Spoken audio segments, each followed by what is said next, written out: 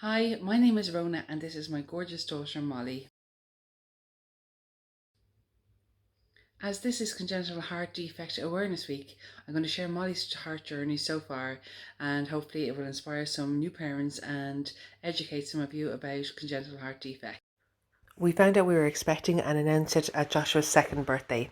We went the following week for our 9-week scan, and it was at this scan that they saw some factors that looked like Molly had a heart condition. And they called us back for a second appointment the following day and sat us down and told us that she had Tetrology of Fallot. So obviously it was a very worrying time for us. We didn't have a whole lot of information on it. We were told to go home and to come back in a couple of weeks when the baby was a bit bigger and they could do a proper check to see what exactly was wrong with the baby. So we didn't tell anybody with the heart defect. They did also mention Down syndrome, that it was a possibility. This heart defect was highly associated with kids with Down syndrome. And but there was a defect there is heart problems on my partner's side. So we kind of weren't sure whether that was just that connection or whether it was something to do with Down syndrome. I was obviously an older parent. I was 43 when I was pregnant, and that obviously is something that's always associated with Down syndrome, being an older parent, whereas in fact that's completely untrue. Most of the people I've met who have kids with Down syndrome are younger. So that's just one little kind of thing I wanted to quash as well. It's just absolutely random. And we were offered an amniocentesis at this stage. We were asked, did we want to have any further investigation, and did we want to consider our option to go abroad at this stage, because it wasn't legal here, and to look at our choices. So we both instantly made the decision that it was never going to be an option. It was our baby and we were going to have it whatever way it was meant to be, and we weren't going to look into anything like that. So we went away and we continued with the pregnancy, and we went back at 16 weeks pregnant. And obviously it was a very worrying time. I had scans in between and I had appointments nearly every week for checkups. I'd had diabetes on 2 pregnancies before, so it was something they had to keep an eye on anyway. But they brought me in every week to check them and monitor the baby, so it was quite thorough testing and checking, so which was comforting to know. So on our 16-week scan, they brought us in and they did a thorough scan, was again with Dr. Franklin and another one of the consultants from the COOM, and they were very thorough and basically said yes, Tetralogy of was the condition. They again mentioned about neosynthesis, because we are going to run out of the lapse time, so we decided not to have it because there is a risk of harming the baby in it, and I say I wasn't going to change anything about it. What I did want to know was it a girl or was it a boy? I had two boys already, so I'd always dreamt of a little girl. So that was the day they told me I was expecting a girl. And to be honest with you, that really, I was so excited about that and crying at the same time with this condition. Yeah, it was kind of a lot of mixed emotions at the time, but I was delighted with my little girl. So we didn't do much research into Down syndrome. We didn't really look into that end of things much. I just convinced myself she didn't have it. It wouldn't happen to me, and I didn't really want to Google and do Dr. Google on it. So we just kind of went along with the pregnancy. So I have to say, I thoroughly enjoyed my pregnancy with my little girl. Very excited about the future, still very worried and concerned. We had one emergency where Molly stopped growing for a while. So I was taken in and given steroids, and she came back and started growing really quickly again. So other than that, it was 2, 3 times a week up to the COOM and trying to get checked and keep a good eye on her. But other than that, she was quite healthy and doing quite well. So it was exciting, nervous as well, but we were looking forward to meeting our little girl. We came across white feathers all the way through the pregnancy, which for me was a sign that somebody was looking down on us.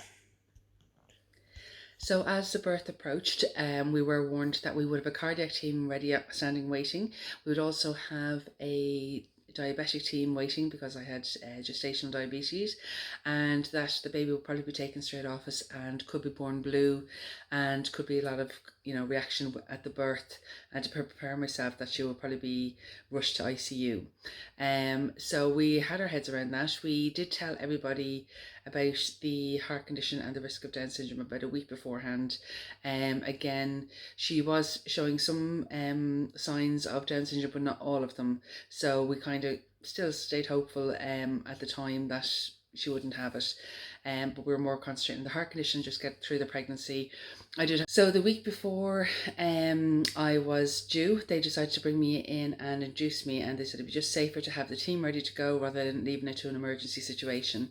And they obviously had to monitor, so I had opted for the epidural, and I won't go into too much detail, but the epidural was given, and then whatever way Molly was lying in me, when I lay down flat on my back, I just passed out. This happened about 10 times, and literally if I moved one way or another, I just passed out. So things started getting a bit very stressful in the labour ward. I was already now about 9 centimetres dilated, and but passing out all the time, and I had no energy, and her sats were dropping, her oxygen was dropping, and things were starting to get a bit panicky. So with that, they shouted code, I think it was code red or code blue at the time, and everybody went, we're going for a section, and it was run, run, run, and literally they just ran with me. So I'm being rushed down the corridor, and Martin was being gowned at the time. It was quite dramatic. Literally the doctor nearly hopped on the side of the trolley, was coming down with me, and the minute we got into theatre they cut me, and that was it. It was kind of a really bad emergency at that stage. And I said I was expecting Molly to be born blue and not to cry, and she came out roaring. And she, typical Molly, she's determined to be, prove them all wrong. She came out roaring, crying, and perfect colour, and needed no oxygen and needed nothing. She was great, but I did get like a couple of seconds moment with her, and then she was rushed off to ICU. They confirmed to us shortly after the birth that she did have Down syndrome. To be honest with you, it wasn't very obvious to us that she did, but we didn't really care. At this stage, we were so relieved that she was alive and well and didn't need oxygen and was doing great. She was sent to ICU then for 3 days, where she was monitored 24 hours a day. We were allowed down after the first day, and we could take her out and hold her, and eventually then we could feed her. And they kept an eye on her diabetes, but she drank no problem and had no issues, so it was great. It was very comforting to have her in my arms and to be able to hold her and touch her, and she was just gorgeous. So we had plenty of snuggles in the bed, and everything was great. So we couldn't believe it. After just 7 days, we got the okay to go home. It was fantastic to be home, and Molly finally got to meet her big brother Joshua and her big brother Jamie, and they absolutely adored her. She was such an easy baby, really placid, and just great fun. Would be due to have heart surgery around the 5-6 month mark, and the main thing that we had to do was try and feed her up, and because she had Down syndrome, her sucking wasn't great, so we had to really work on getting food into her. That was the biggest challenge at the beginning, because Molly didn't always like to eat. She was quite fussy with her bottles, so we had to really work on that. That was the hardest bit, but she was the easiest baby ever. She slept all the time, she was always in good form, very rarely cried. I don't think she cried once for the first 8 weeks, like nothing. um and she was just the most placid, loving baby ever, and she just stared at you when you were feeding her or looking at her, talking to her. She had amazing eye contact from day one, and there was something very special, and I bonded with her so quickly. And I had finally got my daughter, but she was the most precious thing ever, and everybody fell in love with her.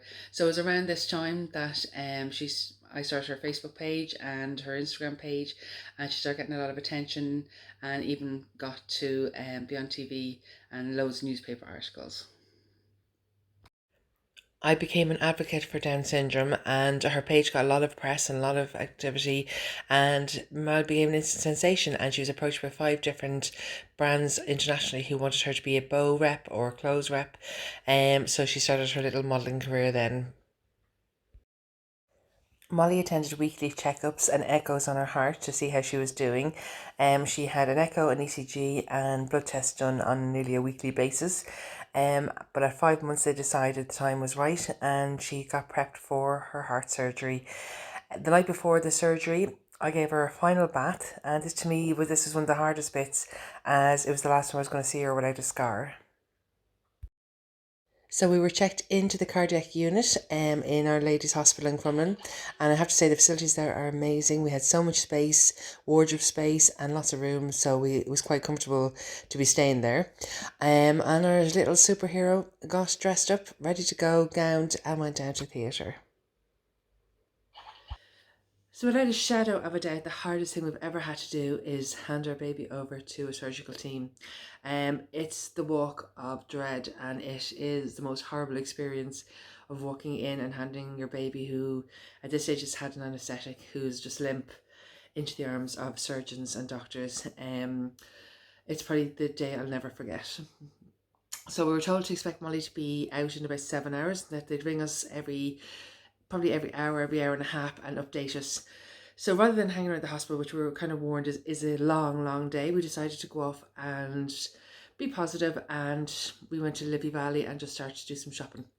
And just keep our minds occupied. There was nothing we could do at the hospital. We knew it was going to be a couple of hours before the first phone call, so off we headed. We got there, and about 20 minutes later, the first phone call came, and it was, can you come back to the hospital? So when we went back, we found out that Molly's surgery hadn't gone to plan. They had opened her up and realised that her valves were way too small and that she wasn't going to be able for the surgery. So they closed her up and basically sent her to ICU. This was probably the hardest bit as well, to walk in and see your child attached to so many tubes, so many wires. It was quite traumatic, but within days, as the days went on, she really recovered so quickly. It was incredible. Within 2 days we were holding her, and then she got out to sit on a chair, and she started to slowly get her eye contact back, and a little bit of a hint of a smile came back.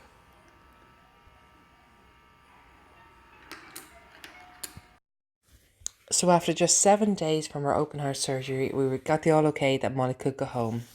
Unfortunately, what happened next was we did get home for one day, and it was great to get home, and she was in great form.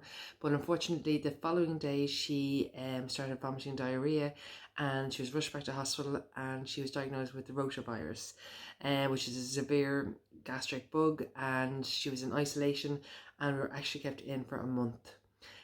So yeah, it was absolutely crazy. A week for in and out for heart surgery, and then a month for a vomiting bug. I really just couldn't believe it. After getting home after a week, this time when she was brought back in, she was so sick.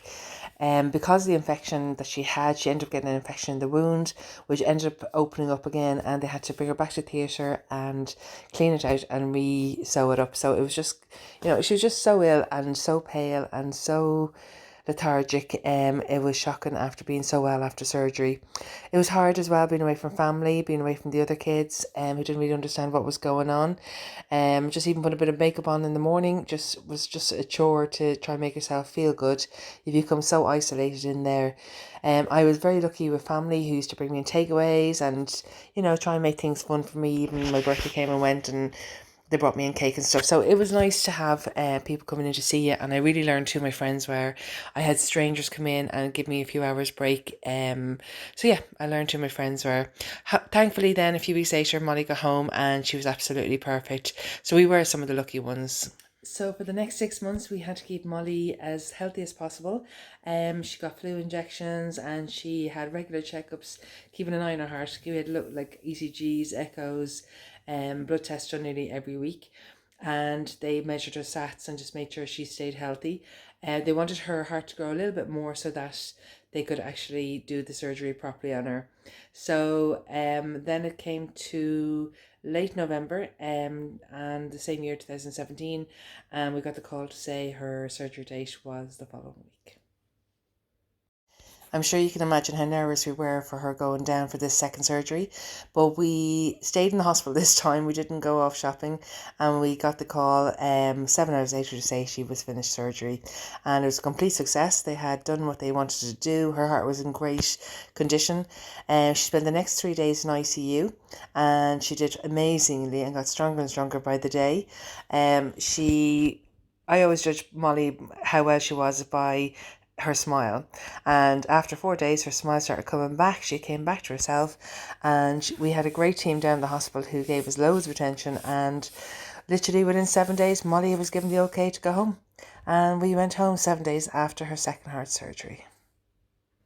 So that was it. We had our 2 heart surgeries done. Her Tetrology of Fallot was repaired.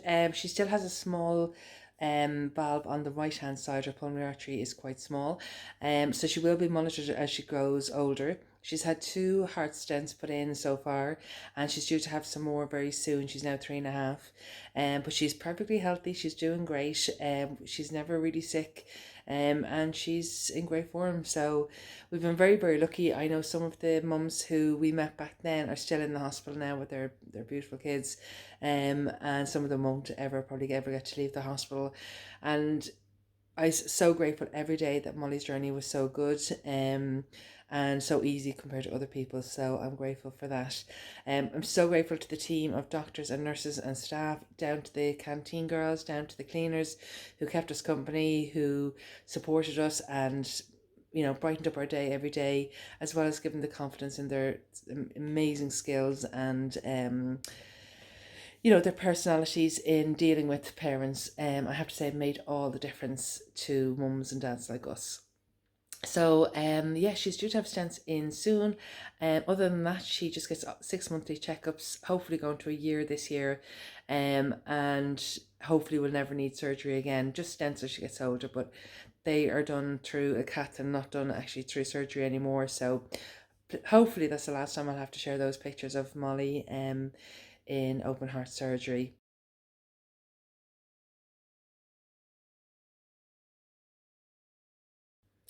So after we had finished all our dealings with the hospital as such, myself and another heart mum, Irina from Happy Memories Photography, collaborated together and we created a thank you frame where we photographed 72 of the little heart warriors who've been through surgery in Crumlin, and they are now photographed in a huge frame that hangs on the wall down the heart unit corridor. And it's a little bit of hope for new parents when they're walking down it, to see how many of survivors there are, and what amazing kids they are. And it is a very daunting place to be. You're generally brought in for the walk, we always call it the dreaded walk, to see the unit when you're pregnant. And you just can't even imagine yourself being there. But, having been through it twice, it is horrible and I don't wish it on anybody, but it's not as bad once you're through it. It's just stay positive, stay strong, you have a great team around you, and the rest is in God's hands and there's nothing you can do. So I wish everybody the best of luck who's starting their journey, and anyone ever has any questions, you can contact me. You can follow Molly's progress. We blog on our page on Facebook, Instagram and YouTube. I'll leave the links at the end. If you want to contact me, that's no problem. And thanks for watching, and I hope that's educated you somewhat on what going through heart surgery is like, and how it can be positive at the end of it. And yeah, happy Congenital Heart Defect Awareness Week.